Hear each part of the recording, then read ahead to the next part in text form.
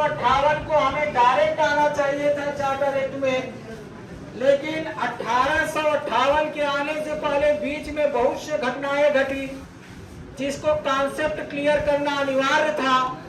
तो इसलिए हमने पहले 1857 का आउटलुक जो है बताने का प्रयास किए कि किस तरह से 1858 का भारत शासन अधिनियम आया। इस 1857 के पहले भारत विद्रोह को पढ़ लो, समझ लो कॉन्सेप्ट को, उसके बाद जो है फिर 1858 आएगा। देखो 1857 का विद्रोह था वो एक दिन का विद्रोह नहीं था, वो अंग्रेजों के शोषण के विरुद्ध विद्रोह था और अंग्रेजों ने आर्थिक शोषण किया भारतीयों को। कहीं पे महालवाड़ी व्यवस्था लगाकर, कहीं पे रैयतवाड़ी व्यवस्था जो किसानों के साथ संबंध लगाकर, उसके बाद कहीं जमींदारी व्यवस्था। और इस व्यवस्था से एक ही उद्देश्य था कि अंग्रेजों के खजाना में वृद्धि होना। अंग्रेजों ने इस तीनों जो है भू राजस्व से अंग्रेजों का केवल एक ही उद्देश्य था, उनके खजाना में पैसे वृद्धि। तो भू राजस्व को वृद्धि कर दिए गए।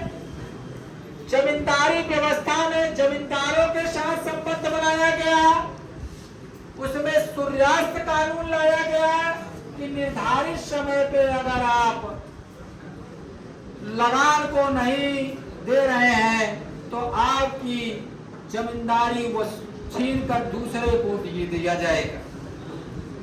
अब ये जमींदारी व्यवस्था में जमींदारों से कॉन्ट्रैक्ट किया गया भू राजस्व वसूलने की।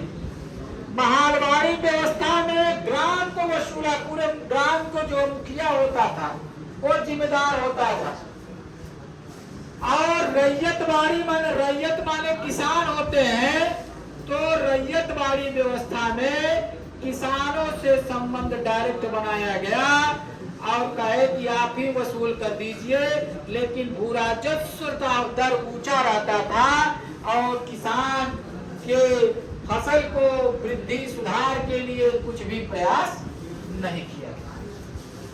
अंग्रेज यहाँ केवल व्यापारिक उद्देश्य से आए थे और चूंकि इंग्लैंड में औद्योगिक क्रांति हो चुकी थी तो वो यहाँ से कच्चे माल का क्या करते थे, यहाँ से आयात करते थे। यहाँ बाजार के रूप में वो देख रहे थे और अब वो विनिर्मित वस्तुओं को यहाँ बेचने का प्रयास कर रहे थे। साथ में अब ये औद्योगिक क्रांति होने के वजह से यहाँ के जो कृषि थी उनको व्यापारिक कृषि बना दिए और खाद्यान्न वस्तुओं का उत्पादन नगण्य कर दिए।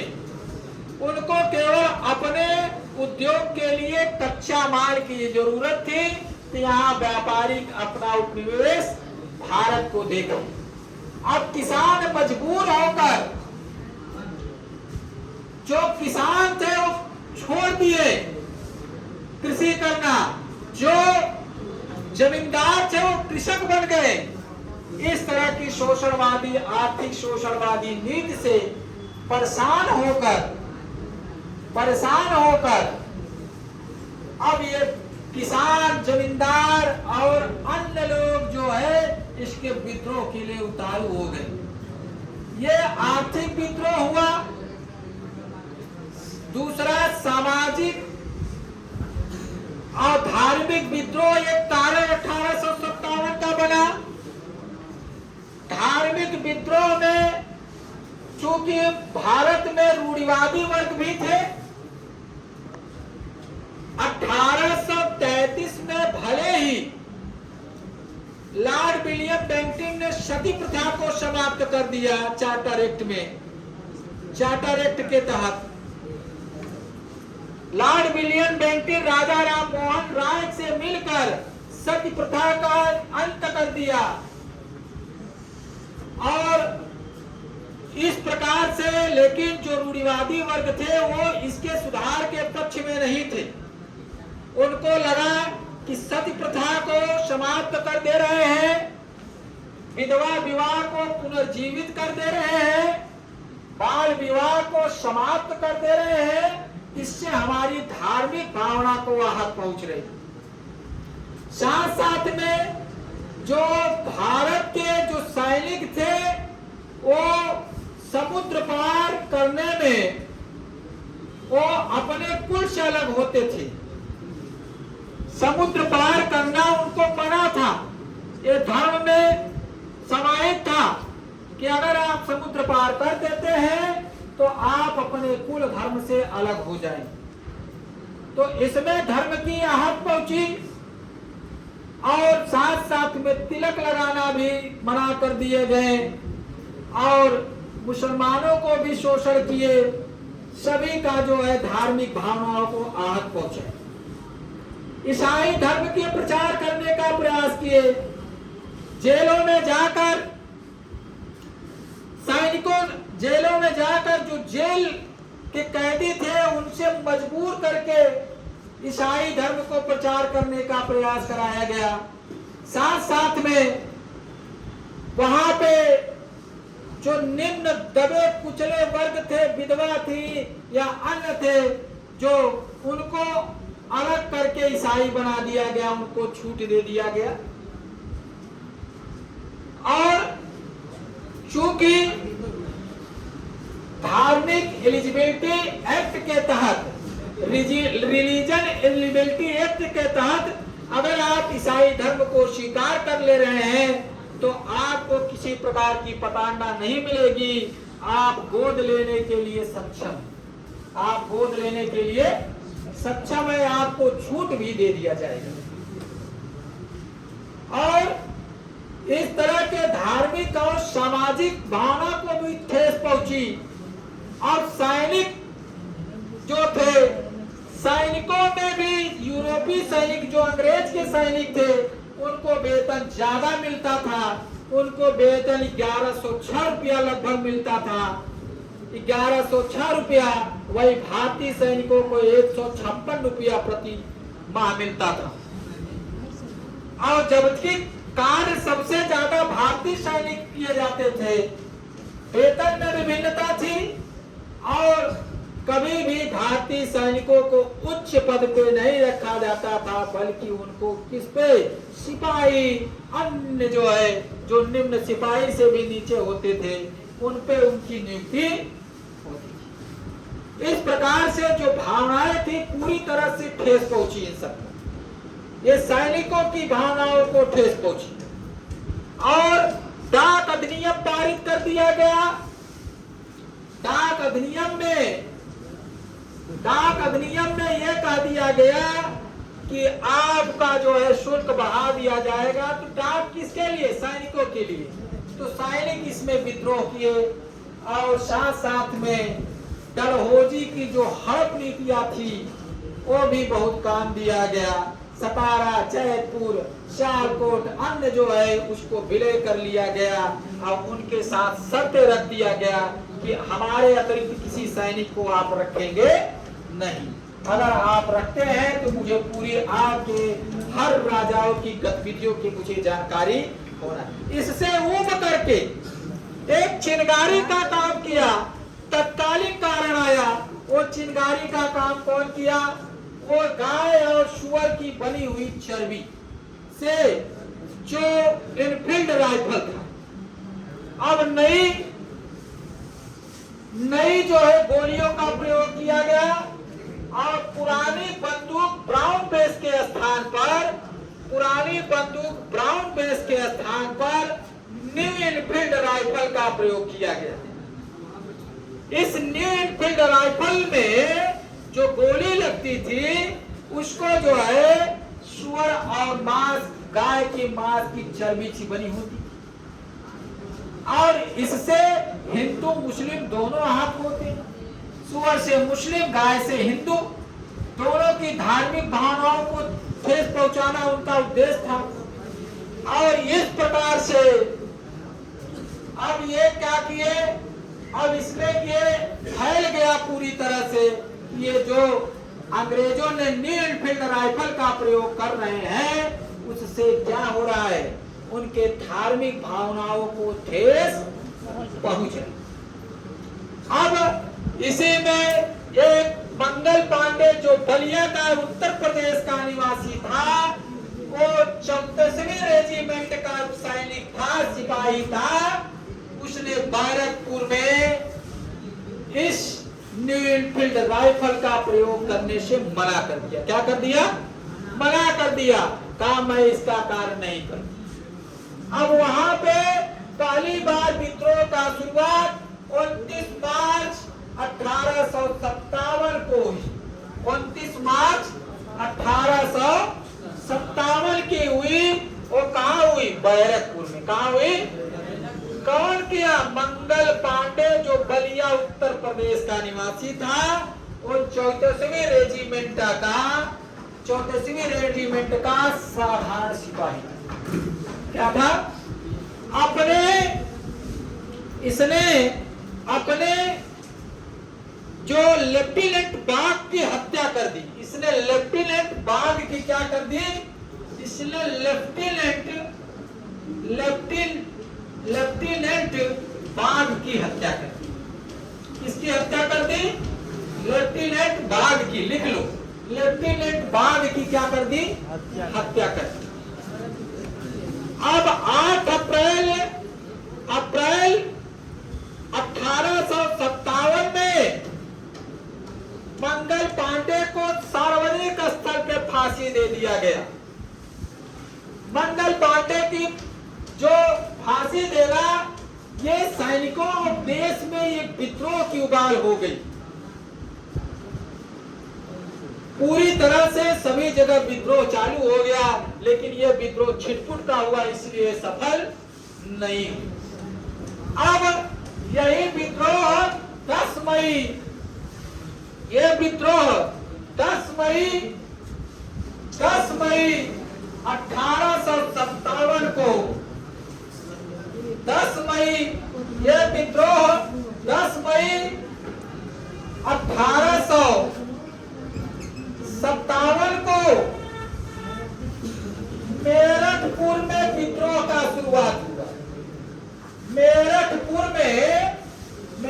में विद्रोह की शुरुआत हुई। देखो, विद्रोह की शुरुआत कब हुई? 10 मई 1857 में। कहां से? मेरठपुर की जो सैनिक थे वो अब विद्रोह कर दिया। कौन कर दिया? मेरठपुर के सैनिक, सिपाही। और ये विद्रोह करके कहां चले गए? दिल्ली। कहां चले गए? ये सिपाही कहां चले गए? दिल्ली। कहां चले गए? दिल्ली में बैठा है मुगल बादशाह। दिल्ली में कौन बैठा है? अभी भी मुगल बादशाह का अस्तित्व है। अगर वो खड़ा हो जाएगा तो आंदोलन खड़ा हो जाएगा। उसके साथ सैनिक अभी भी इकट्ठा और देश के नागरिक जो है इकट्ठा हो जाए।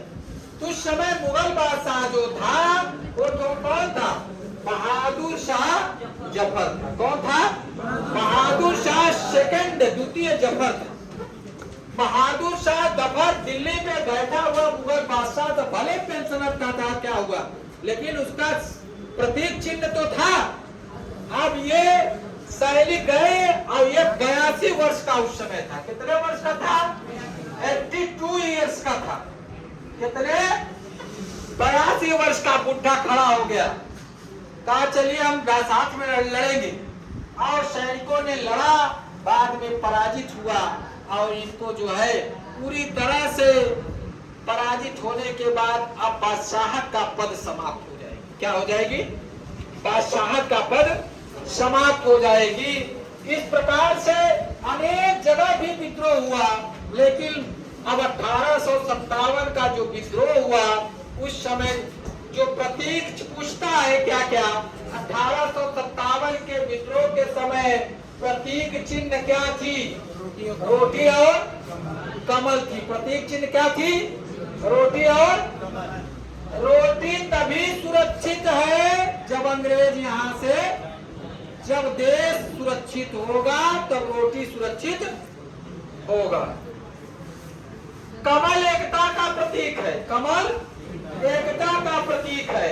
उस समय 1857 के समय मुगल बादशाह कौन था? बहादुर शाह द्वितीय जफर, ठीक है। और उस समय इंग्लैंड की जो महारानी थी, महारानी क्वीन विक्टोरिया थी, महारानी विक्टोरिया थी। उस समय इंग्लैंड में जो प्रधानमंत्री था लॉर्ड पामस्टन थे। कौन थे? लॉर्ड पामस्टन थे। पूछता है फिर भारत का उस समय गवर्नर जनरल कौन था? ये बहुत इंपॉर्टेंट है। उस समय कौन था? लॉर्ड कैनिंग, लॉर्ड कैनिंग थे। और कंपनी का अध्यक्ष कौन था? 1857 के विद्रोह के समय मैगल्ज थे। कौन थे? मैगल्ज थे। कंपनी का मुख्य सेनापति कौन था? जॉर्ज एडिसन था। कौन था? जॉर्ज एडिसन था। दिल्ली शस्त्रागार का प्रमुख कौन था? तो विलोबी था। कौन था? विलोबी था। और साथ में विद्रोह का एक मात्र प्रत्यक्षदर्शी जो अपने आंखों से देखी, कौन देखा? मिर्जा गालिब ने देखा। कौन देखा? मिर्जा गालिब ने देखा। इस प्रकार से अब 1857 का जो विद्रोह हुआ, अब 1857 के विद्रोह में अलग अलग स्थानों पर भी विद्रोह हुआ। कहाँ कहाँ? अलग अलग स्थानों पर भी विद्रोह हुआ। और ग्वालियर में हुआ तो कहीं शांत हो जा, ग्वालियर में हुआ, झांसी में हुआ और बैरकपुर में हुआ, अन्य स्थानों पे। कानपुर में हुआ। कहाँ हुआ? कानपुर में है, लिख लो पहले। ग्वालियर में हुआ। सबका अपना अपना नेतृत्व करता है। झांसी में हुआ, झांसी में हुआ, लिखो। झांसी में हुआ, कानपुर में हुआ, बरेली में हुआ, कानपुर में हुआ, बरेली में हुआ। कहाँ हुआ? कानपुर में, लिखो। कानपुर में हुआ, लिखा है क्या? बरेली में हुआ, लिखो बरेली। कानपुर, बरेली, कानपुर, बरेली, ग्वालियर, मेरठ, मंदसौर, लखनऊ, मेरठ, लिखो, लिखे। कानपुर में नाना साहब किए। कौन किया? कानपुर में नाना साहब किए। झांसी में रानी लक्ष्मीबाई ही थी, रानी लक्ष्मी बाई, है ना। बरेली में आपके हुए खान बहादुर खां, खान बहादुर खां। लखनऊ में जो नेतृत्व किया, लखनऊ में जो किए वो बेगम हजरत महल ने किया। कौन किया? बेगम हजरत महल ने किया। मेरठ में जो किया गया, मेरठ में कदम सिंह ने किया। बहुत बार पूछा है, कदम सिंह। मेरठ में कौन किया? कदम सिंह किया। कौन किया? कदम सिंह किया। गोरखपुर में गजोधर ने किया।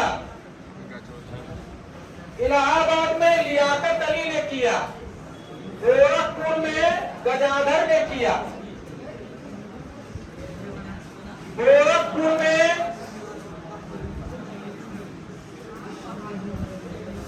गजाधर सिंह ने किया। इस प्रकार से अनेक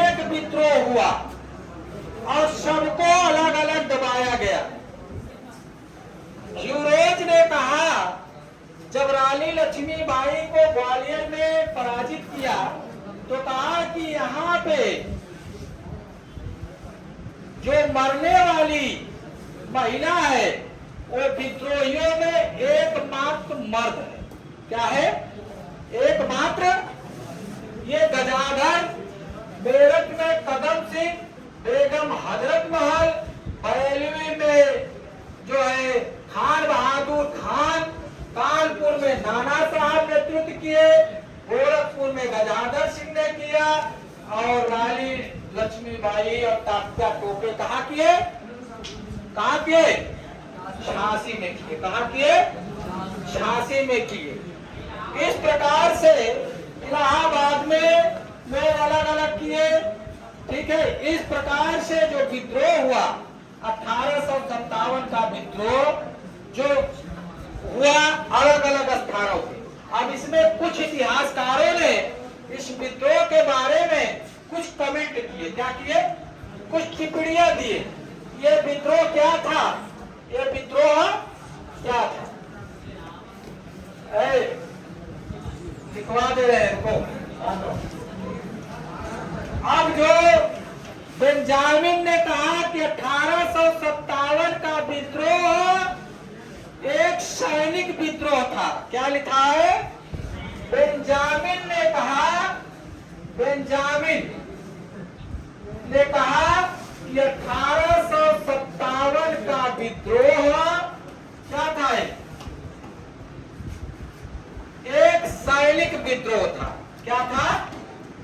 एक सैनिक। लिख लो, एक सैनिक विद्रोह। पूछा है 1857 का विद्रोह को सैनिक विद्रोह कौन कहा? तो कहा कौन कहा? बेंजामिन। कौन कहा? बेंजामिन ने कहा। और सर जेम्स आउटस ने कहा कि यह हिंदू मुस्लिम षड्यंत्र था। सर जेम्स आउटस ने कहा यह हिंदू मुस्लिम षड्यंत्र। यह माने 1857 का विद्रोह यह हिंदू मुस्लिम षड्यंत्र था। यह हिंदू मुस्लिम क्या था? षड्यंत्र था।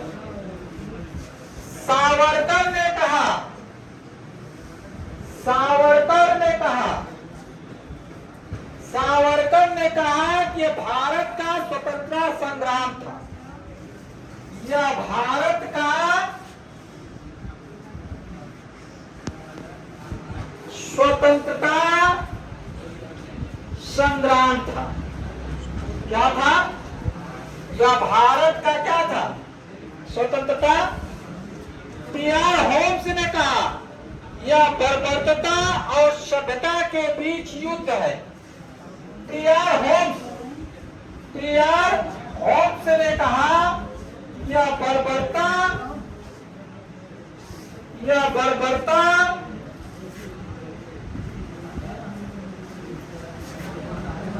और सभ्यता के बीच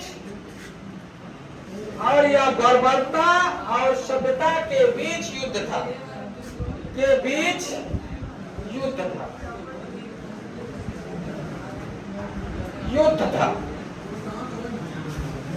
क्या बर्बरता और सभ्यता के बीच क्या था?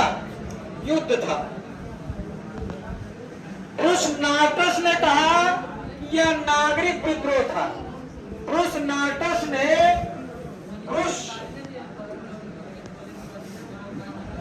नार्टस ने कहा यह एक नागरिक विद्रोह था। यह एक क्या था? नागरिक विद्रोह था। नागरिक क्या है जी? क्या है? यह एक नागरिक विद्रोह था। और साथ में खान अबुल कलाम आजाद ने लिखा या हिंदू मुस्लिम एकजुट होकर लड़े। इस युद्ध में क्या लिखे, इसमें हिंदू मुस्लिम क्या हुए, एकजुट होकर लड़े। लेकिन बात क्या हुआ, इस विद्रोह के असफल होने का कारण क्या, इस विद्रोह का असफल होने का मुख्य कारण यह था कि सभी जगह तो फैला, ग्वालियर, झांसी, गोरखपुर, मेरठ, कानपुर, दिल्ली और रुहेलखंड, लखनऊ, आरा, सभी कुंवर सिंह थे वहां पे, तो सभी जगह फैला ये विद्रोह। लेकिन यह विद्रोह असफल क्यों हुआ, इस विद्रोह का असफल होने का मुख्य कारण था कि सभी लोग एकजुट होकर नहीं लड़े, छिटपुट लड़े। क्या लड़े, छिटपुट लड़े। और सब अपने अपने, नाना साहब को पेंशन ही बंद कर दिया था, गोद लेने की प्रथा समाप्त कर दी थी, झांसी की रानी लक्ष्मीबाई का, और सब अपने अपने उद्देश्य से लड़े। लेकिन कोई एकजुट होकर राष्ट्रीय आंदोलन नहीं किया। अगर एकजुट होकर आंदोलन किए होते तो शायद 1857 में 1857 के विद्रोह में अंग्रेज भारत छोड़कर चले जाते। लेकिन 1857 के विद्रोह में अंग्रेज छोड़कर नहीं चले, क्योंकि यहाँ सब अपने अपने लालच उद्देश्य से लड़े, इसलिए यह विद्रोह क्या हुआ, असफल हुआ। अब इसमें होने के बाद ये तो जरूर हो गया कि इसमें कुछ संशोधन करना है। अब इसमें ये हो गया कि अब अगर हम संशोधन नहीं करेंगे, भारतीयों के मांग को अनुकूल नहीं होंगे, अगर इनके धार्मिक भावनाओं को चोट पहुंचाएंगे, अगर इनके किसी प्रकार का जो है आर्थिक ज्यादा शोषण करेंगे, तो हमें ज्यादा दिन तक हम ठीक यहाँ नहीं पाएंगे। तो अब 1 नवंबर 1858 में इलाहाबाद के मिंटो पार्क में लॉर्ड कैनिंग के द्वारा महारानी विक्टोरिया का घोषणा पत्र पढ़ा जाता है। इस घोषणा पत्र में महारानी विक्टोरिया को अब भारत का गवर्नर जनरल वायसराय कहा जाएगा। तो आगे 1 नवंबर 1858 को कहा जाएगा, जो महारानी की विक्टोरिया की घोषणा पत्र हो, जो भारत की मैग्ना कार्टा कहा जाता है। समाप्त हो गया, ठीक है।